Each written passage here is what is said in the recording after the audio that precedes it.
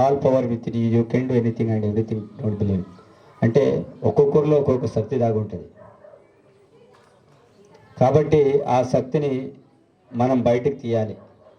కానీ నేను బలహీనుణ్ణి, నాతోటి ఏం కాదు, డబ్బులు లేవు, మా తల్లిదండ్రులు బీదవాళ్ళు అని అనుకుంటే ఎప్పుడైతే ఉంటామో తప్పకుండా మనం అదే స్టేజ్లో ఉంటాం.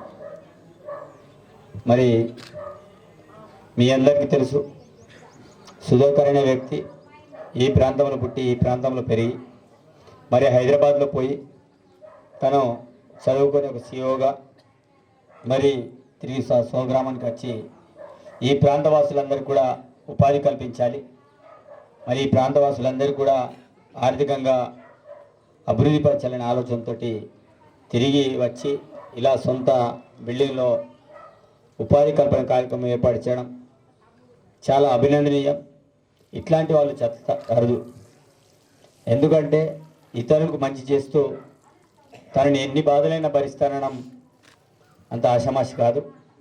ఎందుకంటే సుధాకర్ యొక్క మనస్తత్వం దీన్ని బట్టి అర్థమవుతుంది. చాలామందికి మనకి ఏవి కూడా అడ్డురావు, తప్పకుండా మనం దేనైనా సాధించవచ్చు అనే సంకల్పంతో అతను ముందుకెళ్తున్నాడు. కాబట్టి అతన్ని ఈ స్టేజ్కి వచ్చారు.